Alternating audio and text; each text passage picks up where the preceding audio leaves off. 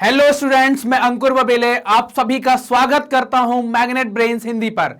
Magnet brains Hindi एक ऐसा platform है जहां आपको कक्षा 6 से लेकर कक्षा 12वीं तक का संपूर्ण पाठ्यक्रम, गौर से सुनिएगा, संपूर्ण पाठ्यक्रम निःशुल्क उपलब्ध कराया जाता है। यहां बिल्कुल भी ऐसा नहीं होता है कि आपको 2 चैप्टर फ्री में पढ़ा दिए जाएं और उसके बाद आपसे पेमेंट ली जाए। यहां सभी चैप्टर टॉपिक वाइज, सभी बोर्ड के, स्टेट बोर्ड के और एनसीईआरटी बोर्ड के, एनसीईआरटी की बुक्स आपको completely free, topic wise, chapter wise एक अरेंज फॉर्मेट में पढ़ाई जाती हैं। ठीक है, तो चलिए हम चलते हैं अपने वीडियो की तरफ। तो हम इस वीडियो के माध्यम से क्या शुरू करने वाले हैं, तो आप देखेंगे हम इसके पहले वाले वीडियो में क्या कर चुके थे। तो हमने पहले वाले वीडियो में ये देखा था कि सामाजिक परिवर्तन का जो दौर था या युग था उसके बारे में हमने देखा था, और हमने फ्रांसीसी क्रांति का थोड़ा सा रोल देखा था कि उसने कैसे यूरोप के समाज को परिवर्तित किया था। उम्मीद करता हूं कि आपने पिछला वाला वीडियो भी देखा होगा और आपने समझा होगा कि समाज क्या है और कैसे परिवर्तन का दौर आया था। जब हमने वीडियो कंक्लूड किया था, लास्ट में आए थे, तो हमने देखा था वहां पर कि हमें 3 अलग अलग पक्ष मिल गए थे, जिनमें से एक को आप रूढ़िवादी, एक को आप उदारवादी और एक को रेडिकल ग्रुप कह रहे थे, जिन्होंने अलग समाज के परिवर्तन को लेकर अलग अलग विचारधाराएं थी, वो जिनमें एक विचारधारा रूढ़िवादी थी, एक विचारधारा उदारवादी थी और एक विचारधारा में ऐसे लोग थे जो रेडिकल समूह में आते थे। तो इस वीडियो के माध्यम से हम इन तीनों के बारे में पढ़ने वाले हैं कि रूढ़िवादी क्या है, उदारवादी क्या है और रेडिकल क्या है। चलिए चलते हैं, देखते हैं हम इस वीडियो में कि रूढ़िवादी क्या कहलाता है और उदारवादी क्या कहलाता है। तो सबसे पहली चीज आपके सामने है कि आप देखें कि हम देखने वाले हैं उदारवादी, जिनको आप लिबरल कहते हैं। तो उदारवादी से आप क्या समझते हैं? पहले तो आप अपने से जवाब लेने की कोशिश कीजिए कि उदारवादी का मतलब क्या होता है। उदारवादी का मतलब, अगर हम आम भाषा में बात करें, जो भी आपके समझने वाली या आम बोलचाल की भाषा है, तो आप उसको उदारवादी कह सकते हैं कि ऐसा व्यक्ति उदारवादी कहलाता है कि जो बहुत कठोर नहीं होता है, बहुत कठोर नहीं होता और चीजों को आसानी से बदलाव के लिए तैयार हो जाता है। उस व्यक्ति को आप उदारवादी कह सकते हैं। कैसा व्यक्ति? जैसे मान लो कि आप अपने घर में ही हो गए, तो कोई ऐसा व्यक्ति भी होगा, जो एक व्यक्ति होगा जो पुरानी परंपराओं के हिसाब से होगा कि भाई वो बोलेगा नहीं तुमको सुबह उठना है। एक बोला बेटा कोई बात नहीं कि आप अगर लेट तक जगे हैं, मतलब आप देर तक सो रहे हैं, तो आप रात में देर तक पढ़ लीजिए। अगर वो थोड़ा सा फ्लेक्सिबल है, मतलब उसमें थोड़ी सी लचीलापन है, तो उस व्यक्ति को आप उदारवादी कहते हैं। जो समाज में या परिवार में या कहीं भी कोई भी बदलाव आते हैं उनको स्वीकार करने के लिए तैयार होता है, उनके हिसाब से खुद को ढालने के लिए तैयार होता है, उसको आप उदारवादी कहते हैं। जो ढालने के लिए तैयार नहीं होता, उस चीज का विरोध करता है कि नहीं ऐसा हो ही नहीं सकता, उसको आप रूढ़िवादी कहते हैं। और जो तुरंत बोले आज ही बदलाव कर दे, वो रेडिकल कहलाते हैं। तो आपको आई होप आप लोग ये बात समझ गए होंगे कि जो आम बोलचाल की भाषा में कैसे किसे आप उदारवादी कह सकते हैं, किसे आप रूढ़िवादी कह सकते हैं। समझ में आई बात? अब देखते हैं कि उदारवादी क्या है। तो हम परिभाषा में क्या लिखेंगे? उदारवादी ऐसे लोगों का समूह जो सामाजिक या समाज में परिवर्तन के समर्थकों का समूह है, या समाज में परिवर्तनों को समर्थन करता है, या समाज में परिवर्तन चाहने वाले लोगों का समूह होता है, उसको आप क्या कहते हैं? उदारवादी कहलाता है। तो क्या कहेंगे हम? समाज परिवर्तन के समर्थकों का समूह क्या कहलाएगा? उदारवादी कहलाएगा। तो अब उदारवाद में देखेंगे ये लोग, जो उदारवादी लोग थे, ये कैसे देश के बारे में चाह रहे थे। तो इनके द्वारा एक ऐसा देश चाहा जा रहा था, उदारवादियों के द्वारा ये एक ऐसे देश की इच्छा करते थे कि ऐसा देश हो जहां पर सभी धर्मों को बराबर सम्मान मिले और सभी लोगों को बराबर जगह मिले, मतलब सभी के पास पर्याप्त मात्रा में ये मौके हों कि वो सामने आ सकें, राजनीति में आ सकें, व्यापार में आ सकें, खेलकूद में आ सकें, ये सारे मौके उनके पास होने चाहिए और सभी धर्मों का बराबर से सम्मान हो। वहां पर अलग अलग धर्म का, ऐसा नहीं कि कोई एक राज्य के अंदर कोई एक धर्म को ही प्रमोट किया जा रहा है। ऐसा क्यों चाह रहे थे कि अगर आप देखें यूरोप के अलग अलग देशों में, तो यूरोप में हर एक देश की सरकार एक स्पेशल धर्म को, एक धर्म विशेष को समर्थन देती थी। जैसे आप देखें यहां पर कि ब्रिटेन में चर्च ऑफ इंग्लैंड, ब्रिटेन की सरकार चर्च ऑफ इंग्लैंड की समर्थक थी, उसका फेवर करती थी। मतलब जब सरकार किसी धर्म का फेवर करेगी तो वो अपने आप को क्या मान लेगा? सर्वोच्च, ऊपर, कि बोले हम सबसे ऊपर हैं और बाकी के धर्म हमारे नीचे होंगे। ऐसा नहीं है कि यहां पर दूसरे ईसाई नहीं थे, दूसरे क्रिश्चियन भी थे, लेकिन जो चर्च ऑफ इंग्लैंड को मानने वाले लोग थे उनका सरकार समर्थन करती थी, तो वो अपने आप को ऊपर मानते थे, सुप्रीम माना करते थे। वैसे ही आप देखें ऑस्ट्रिया और स्पेन में कि जो कैथोलिक चर्च है, यहां की सरकारें कैथोलिक चर्च का समर्थन किया करती। तो उदारवादियों को कहना क्या था कि भाई अब जो पुरानी बातें हो गई वो हो गई, अब क्या हो, अब तो एक ऐसा देश बने जहां पर सभी धर्मों को बराबर माना जाए, बराबर सम्मान दिया जाए, सभी को बराबर जगह मिले। जगह से मतलब क्या है, सभी लोग अपने धर्म के हिसाब से चल सकें, अपने धर्म की पूजा पाठ कर सकें, अपने धार्मिक आयोजन कर सकें, ऐसी जगह उनको मिले। तो ये उदारवादियों का मानना था कि एक ऐसा राष्ट्र बने। अब उस राष्ट्र की सरकार कैसी हो, तो उदारवादी चाहते थे कि उस राष्ट्र की सरकार कैसी हो, निर्वाचित हो, इलेक्टेड हो। लेकिन इसका मतलब ये बिल्कुल नहीं है कि ये लोग वोट डालने का अधिकार सभी को देना चाह रहे थे। अभी हम आगे देखेंगे कि ये उसके खिलाफ भी हुआ करते थे। निर्वाचित सरकार में इनके कॉन्सेप्ट क्या थे, तो ये कह रहे थे कि अगर निर्वाचित सरकार चुनी जा रही है, अगर व्यक्ति या उस राष्ट्र की सरकार निर्वाचित है, तो आपको क्या करना है कि सरकार कैसी हो, सामूहिक प्रतिनिधित्व पर आधारित हो। मतलब समूह से ही कोई व्यक्ति निकल कर आया हो, जो अपने जैसे हमारे यहां पर नेता हैं, एक जनसंख्या के आधार पर हम उनको चुनकर भेज देते हैं, तो वैसे ही क्या हो, समूह पर, सामूहिक प्रतिनिधित्व पर, कि एक समूह हो कि भाई इस इलाके का प्रतिनिधि ये है, वो सरकार में जाए। तो ऐसा सामूहिक प्रतिनिधित्व के आधार पर हो। दूसरी बात इनकी क्या थी कि अब सरकार बदलेगी, तो ऐसा तो कभी होता नहीं है कि हमारे अंदर और आपके अंदर बदलाव आया, या ऐसा कभी नहीं होता कि जैसे मान लो कोई चीज बदली, जैसे देश बदला, देश हम गुलामी से आजाद हुए। कब आजाद हो गए, 15 अगस्त को रात को 12 बजे, 14 अगस्त की रात को 12 बजे हम आजाद हो गए। तो क्या एक झटके में सब कुछ बदल गया होगा? रात में कुछ ऐसे लोग भी रहे होंगे जो अंग्रेजों को चाहने वाले होंगे।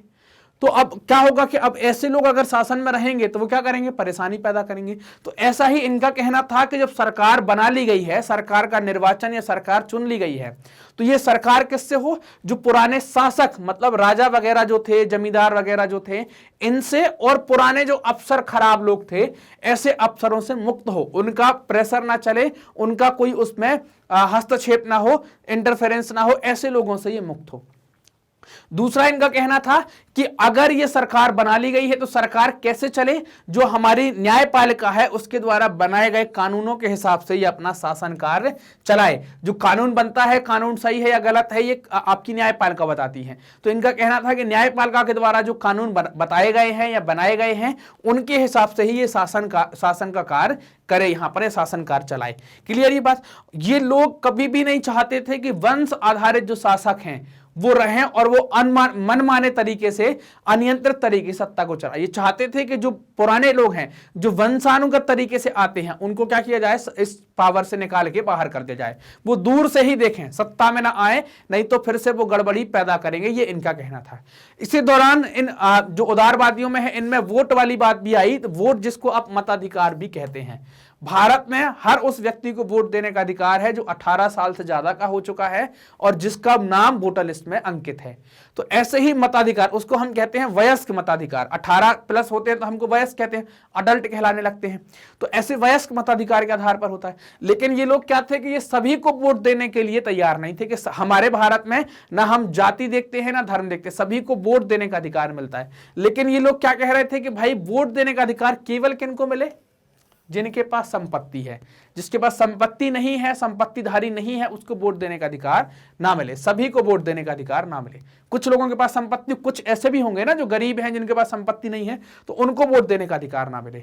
और ये लोग वयस्क मताधिकार के आधार पर भी वोट देने के पक्ष में नहीं थे। वयस्क मतलब जो भी हर देश में अलग अलग क्राइटेरिया सेट करते हैं। कैसा क्राइटेरिया? हमारे यहाँ पर पहले 16 था, फिर पहले 21 था, फिर 21 से घटाकर 18 कर दिया गया। भविष्य में हो सकता 16 कर दें हम वोट डालने की उम्र। तो हर देश में अलग अलग, कहीं 18 है, कहीं 19 है, कहीं 22 है। तो ऐसे ही ये वयस्क मताधिकार के आधार पर तैयार नहीं थे कि सभी लोग जो भी अडल्ट हो गए हैं, बचपन से जो भी जवानी की तरफ जा रहे हैं, उनको वोट देने का अधिकार नहीं देंगे। तो ये दो बात है, संपत्तिधारियों को वोट देने का अधिकार हो, सभी का ना हो, और संपत्तिधारियों में भी वो लोग ना हो जो वयस्क हैं, पुराने बूढ़े जो हो गए हैं वो वोट डालें। तो ऐसा इनका कहना था।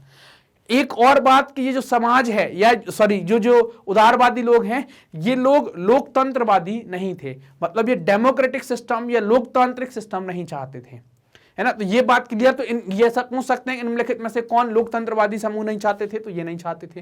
कौन वोट के अधिकार में संपत्तिधारियों को अधिकार देना चाहते थे, तो ये देना चाहते थे। तो ये आप याद रखेंगे कैसे कैसे है। क्लियर ये बात? उदारवादी एकदम स्पष्ट हो गया ना कौन है। जो समाज में परिवर्तन का समर्थन करते हैं उनको उदारवादी कहते हैं। उन्होंने एक राष्ट्र बनाने की कोशिश करी। कैसा राष्ट्र? जिसमें सभी धर्मों को समान सम्मान मिले और जगह मिले। इस राष्ट्र को चलाने के लिए एक सरकार हो जो निर्वाचित हो। वो निर्वाचित सरकार कैसे काम करे? वो काम करे कि न्यायपालिका के द्वारा जो कानून बनाए गए हैं उनके आधार पर पुराने शासक और अफसरों का उसमें कोई दबाव यहां देखने को ना लगे। तो ऐसा ये उदारवादी वाला कॉन्सेप्ट अपन ने देखा। अब अगला आता है जिसको आप कहेंगे रेडिकल समूह। रेडिकल समूह या रेडिकल ग्रुप या जिसको आमूल परिवर्तनवादी भी कहते हैं। तो ये आमूल परिवर्तनवादी या रेडिकल लोग कौन है? तो ये ऐसे लोग हैं, ये ऐसी सरकार के पक्ष में थे जो देश की आबादी के बहुमत के समर्थन में हो। मतलब जो देश की आबादी के बहुमत के हिसाब से चले, मतलब जो भी लोग देश में रह रहे हैं उनकी जो मेजॉरिटी है, जो बहुमत है, उसके आधार से सरकार बनाई जाए। तो ये ऐसी सरकार के पक्ष में थे। ये लोग जो उस टाइम पर महिला मताधिकार का आंदोलन हो रहा था उसके भी समर्थन में थे, क्योंकि दुनिया के कई सारे देशों में महिलाओं को वोट देने का अधिकार नहीं था। यूरोप में तो कई सारे देशों में नहीं था। तो यहां पर भी ये मांग चल रही थी कि भाई वोट देने का अधिकार केवल पुरुषों को नहीं, महिलाओं को भी होना चाहिए। इसका आंदोलन हो रहा था। तो ये महिला वोटिंग राइट या महिला मताधिकार आंदोलन के समर्थन में भी हुआ करते थे। अब इनने विरोध किसका किया? तो इनने दो चीजों का विरोध किया। एक तो विशेषाधिकारों का विरोध किया और दूसरा संपत्ति के संकेंद्रीकरण का या संकेंद्रण का विरोध किया। विशेषाधिकार क्या है? विशेषाधिकार ये चीज है कि जैसे ही अगर आप किसी खानदान में पैदा हुए, मान लो आप कोई जमींदार के यहां पैदा हुए या कोई उद्योगपति के यहां पैदा हुए, तो आपको बाई बर्थ कुछ स्पेशल राइट मिल जाएंगे। अब आपको पता भी नहीं है कि नहीं है, लेकिन वो आपके साथ मिलेगा और आप उनका उपयोग करेंगे। वो अधिकार और दूसरी जनता को नहीं मिलेंगे, जो सामान्य जनता है या जनमानस है, उनको नहीं मिलेंगे। तो ये लोग ऐसे विशेष अधिकारों का विरोध करते थे कि ऐसे विशेष अधिकार नहीं होने चाहिए, पैदा होने के साथ कोई विशेष अधिकार नहीं मिलने चाहिए। और दूसरा संपत्ति, ये लोग निजी संपत्ति के विरोधी नहीं थे। ये चाहते थे कि हर एक व्यक्ति जिसमें टैलेंट है वो आए, काम करे और पैसा कमा ले, लेकिन संपत्ति कुछ ही लोगों के पास रहे, संपत्ति का संकेंद्रण हो जाए। मतलब एक ही जगह इकट्ठी होकर 2-5 लोगों के पास पूरे देश का पैसा चला जाए, पूरे शहर का पैसा चला जाए। तो ये संपत्ति के संकेंद्रण में उसका ये विरोध करते थे कि भाई संपत्ति का संकेंद्रण नहीं होना चाहिए, संकेंद्रण नहीं होना चाहिए, एक ही जगह इकट्ठी नहीं होनी चाहिए। तो ये इनके द्वारा विशेषाधिकार और संपत्ति के संकेंद्रण का विरोध किया और महिला आंदोलन का समर्थन किया और निजी संपत्ति का विरोध भी नहीं किया। इन्होंने बोला कि हम इसका विरोध नहीं करेंगे। अब एक अगला ग्रुप आता है जिसको आप रूढ़िवादी के नाम से जानेंगे। रूढ़िवादी क्या कहलाता है? रूढ़िवादी ऐसे लोग थे जो रेडिकल और उदारवादी दोनों का विरोध कर रहे थे। रेडिकल और उदारवादी दोनों का विरोध कर रहे थे। कैसे दोनों के खिलाफ थे? क्योंकि रेडिकल लोग हैं वो तुरंत परिवर्तन के लिए तैयार थे, उदारवादी लोग जो हैं वो धीरे धीरे परिवर्तन के लिए तैयार थे, और रूढ़िवादी लोग परिवर्तन के लिए तैयार ही नहीं थे। जहां से आपने परिवर्तन की बात की, बोले हमको नहीं करना। आपने कैसे बात की? तो ऐसे लोग जो रूढ़िवादी परिवर्तन की बात कर रहे थे और उसका जो विरोध करेंगे, वो लोग कौन है? उनको आप रूढ़िवादी कहेंगे, वो रूढ़िवादी कहलाएंगे। क्लियर ये बात? अब देखो, अब ये क्या थे कि अब क्रांति के बाद रूढ़िवाद, मतलब जब फ्रांसीसी क्रांति हो गई तो उसके बाद जो रूढ़िवादी लोग हैं उनमें भी क्या हुआ, उनको भी लगा कि यार बदलाव की जरूरत है। उनने बदलाव की जरूरत को स्वीकार किया और 19वीं सदी तक आते आते वो लोग मानने लगे कि कुछ परिवर्तन जरूरी है, लेकिन शर्त लगा दी। लेकिन क्या? लेकिन उनका कहना था कि अतीत का सम्मान, अतीत मतलब जो बीता हुआ कल है, जो बीती हुई परंपराएं थी, उनका आपको सम्मान करना चाहिए। और बदलाव की प्रक्रिया बहुत तेजी ना करें आप। बदलाव की प्रक्रिया क्या हो? धीमी हो, स्लो तरीके से करें, एकदम मध्यम तरीके से करें। तो ये बात इनकी मानी और इनमें भी बदलाव धीरे धीरे होना स्टार्ट हो गया। तो आपने देखा कि सामाजिक परिवर्तन ऐसे स्टार्ट हो पाए। एक समूह तुरंत तैयार था, एक आज ही बदलाव करने के लिए तैयार था, और जो बदलाव के लिए तैयार नहीं थे उनमें भी धीरे धीरे बदलाव की भावना आ गई कि अब हम बदलाव करते हैं। तो आपके पास हमने तीनों चीजें पढ़ ली। एक उदारवादी पढ़ लिए, हमने रेडिकल पढ़ लिए और हमने रूढ़िवादी पढ़ लिए। उदारवादी कौन? जो बदलाव के या परिवर्तन के समर्थन में होते हैं। रेडिकल कौन? जो तुरंत आमूल परिवर्तन चाहते हैं। रूढ़िवादी कौन? जो परिवर्तन के खिलाफ में होते हैं। उदारवादी ऐसा राष्ट्र चाह रहे थे कि सभी धर्मों को सम्मान मिले, निर्वाचित सरकार आए, लेकिन मताधिकार की बात वो लोग नहीं कर रहे थे, सभी को मताधिकार ना दिया जाए। इसके उल्टे जब हमने रेडिकल देखा तो रेडिकल में हमने देखा कि ये लोग बहुमत के आधार पर सरकार की बात कर रहे थे और महिला मताधिकार के आंदोलन में भी इन्हें समर्थन दिया था। मतलब महिलाओं को वोटिंग राइट देने के लिए भी ये तैयार थे। रूढ़िवादी लोग पहले तो विरोध करते रहे कि बदलाव नहीं होगा, बदलाव नहीं होगा, लेकिन क्रांति के बाद इनको लगा कि कुछ परिवर्तन करने चाहिए, तो इनने परिवर्तन करना स्टार्ट कर दिया। लेकिन इनने अपनी शर्तें रख दी कि परिवर्तन में पुरानी चीजों को आप विरोध नहीं करेंगे, अतीत का सम्मान करेंगे। ऐसा नहीं कि पुराना है तो उसको कचड़े में फेंक दें, और बदलाव की प्रक्रिया जो हो वो बहुत धीमी होनी चाहिए। ये बात क्लियर? उम्मीद करता हूं कि आपको ये तीनों चीजें, उदारवादी, रेडिकल और रूढ़िवादी, बिल्कुल स्पष्ट तरीके से समझ में आए होंगे। अब आप देख रहे होंगे मैग्नेट ब्रेन्स हिंदी माध्यम में, तो मैग्नेट ब्रेन्स हिंदी कक्षा 6 से लेकर कक्षा 12वीं तक की संपूर्ण पाठ्यक्रम बिल्कुल निःशुल्क पढ़ाता है। तो आप ये वीडियो सीरीज प्राप्त करने के लिए आप हमारे चैनल को सब्सक्राइब करें, सेशंस को लाइक करें और अपने दोस्तों के साथ शेयर करें। आप मैग्नेट ब्रेन्स की वेबसाइट पर जाकर भी, वहां वेबसाइट पर हमने आपकी सुविधा के लिए क्या किया है, कई बार लोगों को यूट्यूब पर परेशानी होती थी, तो मैग्नेट ब्रेन्स की साइट पर आप जाएं, वहां पर आपकी सुविधा के हिसाब से चीजों को एकदम topic wise, chapter wise format में, क्लास वाइज फॉर्मेट में, बोर्ड वाइज फॉर्मेट में अरेंज कर दिया है।